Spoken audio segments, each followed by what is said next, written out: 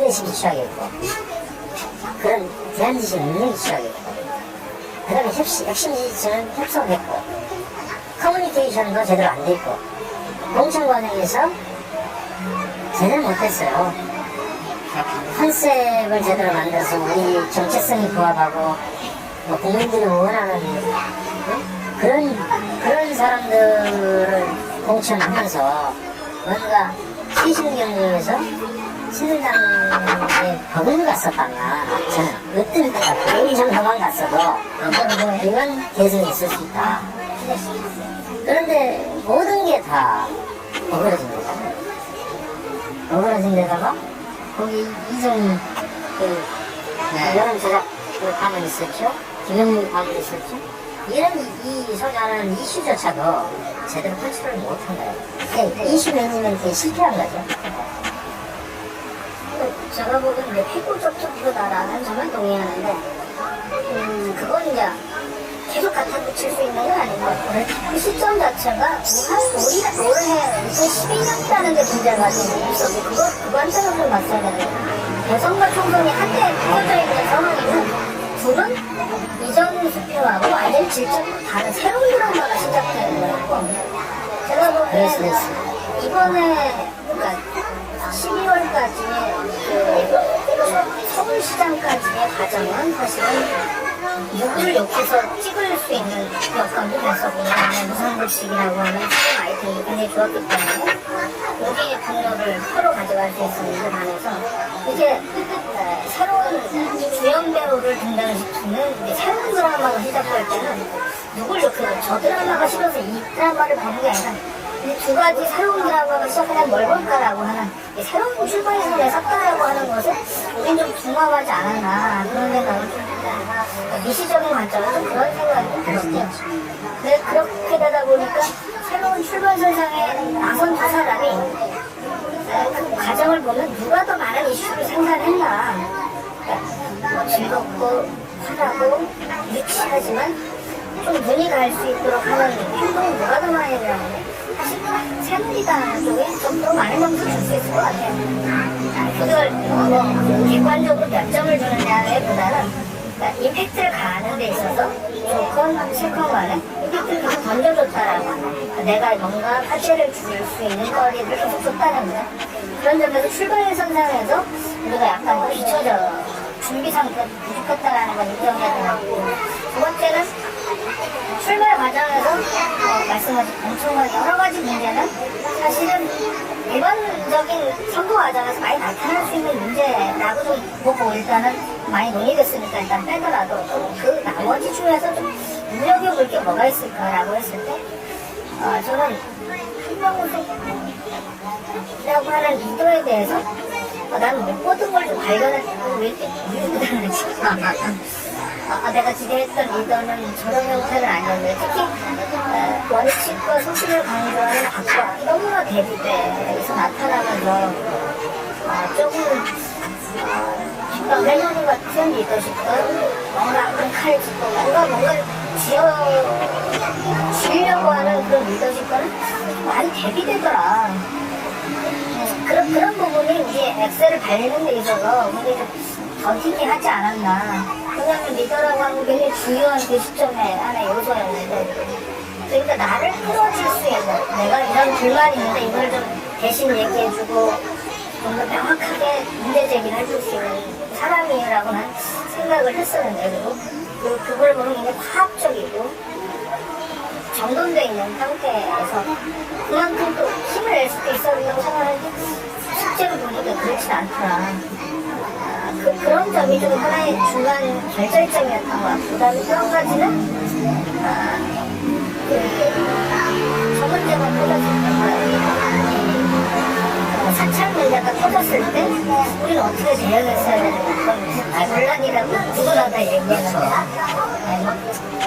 저놈들은 별만한 놈이니까 아니냐, 그냥 우리 여기서 중단하자.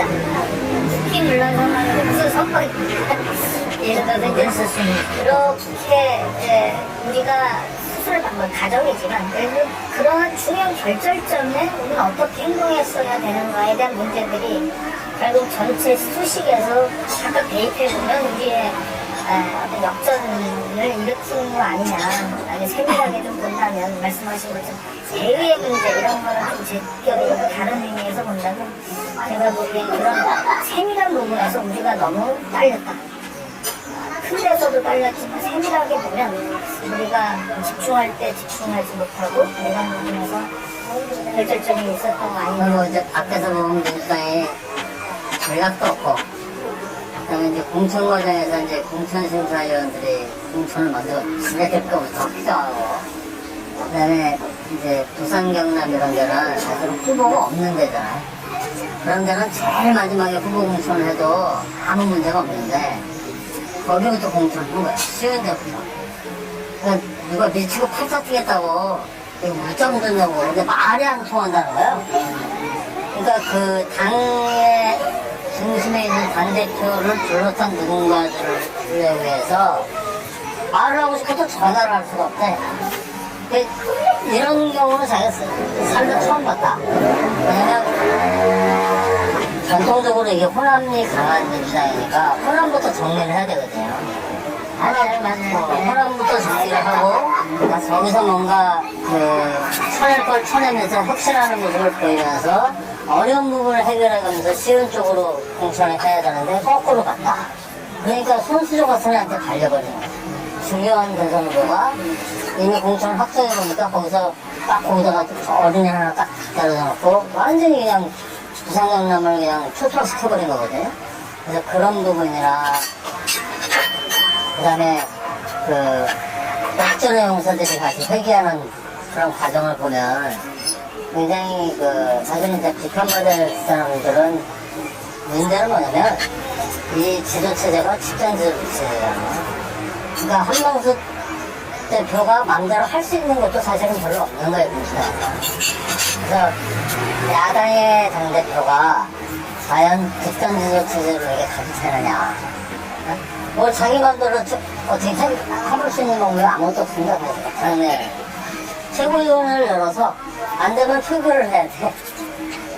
그러니까 그걸 이끌어가려면 명분과 리더십이라는 게 명분을 딱 잡아야 되거든요. 그리고 대중적 명분을 딱 중에 업어야 되거든요. 그런 날이 사람이 있어야 돼요. 당대표가 되면. 그걸 갖고 나머지 최고위원들이 말을 못하게. 그렇게 끌고 나갈 수 있어야 되는데 그런 정도의 내용을 가진 대표는 아니었다. 그러다 보니까 상황, 대국, 어쩌고 누구를 지칭해서 나오지만 상황은 그냥 자기 새끼 하나 더 뭘 어떻게 해볼 수 없는 그런 거 있잖아. 김영민이를 이제 공천하는 과정 너무 비민주의거든요. 말이 안 되는 거죠. 왜냐면 그 지역에서 몇 년을 고생한 사람이 있을 거 아니에요. 그럼 경선을 시켜주는 거는 모르겠지만 그냥 갔다가 좀 전략 공천을 하면은 그런 걸 보면서 이 말은 우리 민주당을 지지하는 핵심 지지층이 입안해버렸다. 야, 이거는 정당가냐? 이건 도대체 주인이 없는 정당이 되버린 것 같아요. 그러다 보니까 지지율도 이런 지역마다 달라. 실제 그랬어요. 그때 지금 50개 지역을 공천을 할 때 사실은 전부가 할 필요가 없었거든. 20개를 하고 호남을 그 다음에 하고 그 다음에 했어도 했는데 그게 안 된 거죠. 우리 완전히 컨셉이 전혀 없었어요. 컨셉. 근데 그 집단지도 체제라고 하는 것으로만 이해를 하기에는 힘으로 떠나야 가능성이 없는 거 아니에요. 지금 당대표 뽑는 것도 이제 단일성 집단지도 체제를 해야 된다고 주장을 했던 거잖아요. 예를 들면 이해찬 편 같은 경우는 지금 그렇게 안 하면 이 당을 이길 수가 없다. 그럼에도 불구하고 어차피 이게 내가 농담으로 그러거든요. 민주당은 최선을 뽑지 못하는 당이라고. 왜냐면 사람들이 팀플레이를 못해요. 대선 주자들부터 옹졸해. 막말로 얘기하면 저 사람이 당대표가 되면 그러니까 내가 좀 이렇게 컨트롤하기 좋은 사람을 당대표로 만드는 거예요. 네? 그러니 당연히 최선은 안 나오죠. 항상 차선이 나오는 거야. 그러니까 예를 들어서 그 당대표가 대권 주자급이 된다. 그러면 좋겠습니까? 막말 얘기하면서 대권 주자들 입장이라고요. 다루기 쉬운 놈을 갖다 집어넣는 거예요. 그래서 그렇게 집어넣고 살아서 밖에서 흔드는 거예요. 여러 나라를 통해서. 실질적으로는 김대중 대통령 당 리더십 얘기를 좀 초점을 맞추면 김대중 대통령 이후 거의 한 10년 동안 지금 이렇게 활동을 겪거든요. 합니다. 내부 문제가 더 크다. 그런 생각이 지금 알고 있는데 문제를 해결할 방법이 있어요. 주인없는 정당인데 주인을 어떻게 만들어? 뭐 이제 옛날로 돌아가서 뭐 한 사람의 매니아 정당을 만들 수는 없잖아요. 그래서 제 생각이 뭐냐면 이제 팀플레이 하는 방법을 알아야 된다. 왜냐면 저는 한나라당을 보면 굉장히 노덕순이 그런 말 하잖아요. 감성 네트워크는 이익 네트워크는 이길 수 없다고. 굉장히 이익 구조를 잘 나누는 그런 거에서 아주 등통하다는 거예요. 이명박이라는 사람이 대통령이 되는 과정을 보면 청계천 공사를 하면서 우리는 돈이 없잖아요. 재벌과 연관도 없어요. 어떻게 해볼 수가 없어 돈을. 그래서 오세훈이가 그렇게 만든 건데 근데 발송은 어떻게 하냐면은 공사를 발사합니다. 그러면 먹이사슬이 다 정해져 있어요. 하청제약청을 딱 해가지고 그 사람들이 언론사에다가 자기 부동산 광고하고 막 하는 거예요. 그리고 그것이 어디서 나오는지 다 알아요. 당연히 먹이사슬이 되니까 그쪽에 좋은 기사 쓰는 거예요. 그건 선거법 위반 아니거든요. 굉장히 합법적이에요. 근데 그쪽은 돈을 쓰는 방법을 아는 거예요. 어디 있는지도 알아요. 어디에서 돈이 나오는지도 알고 그리고 받아먹을 그릇도 다 있어요. 근데 우리 쪽은 받아먹을 그릇 자체도 없어요. 알아도 못 줘. 왜냐면 해본 적이 없기 때문에 사고쳐.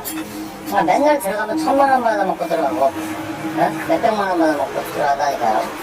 근데 저쪽은 수십조를 해먹어도 갖다 없습니다. 합법인데 네?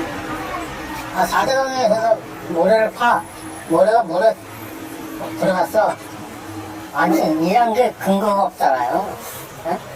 그래가지고 재하청 하면은 그 돈이 어디 갔겠냐고요.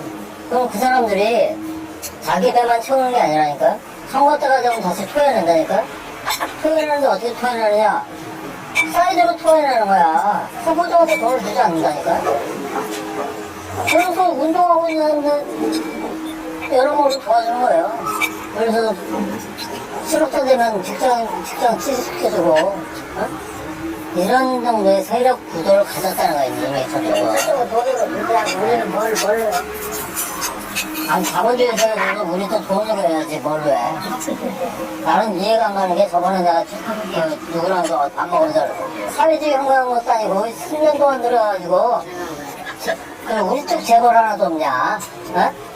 세상에 자본주의 사회에서 자본이 경쟁을 해야지. 그럼 경쟁하게 만들어야지. 이게 똑같은 이야기겠지만 분노를 자극하고 비전을 선발할 수밖에 없죠.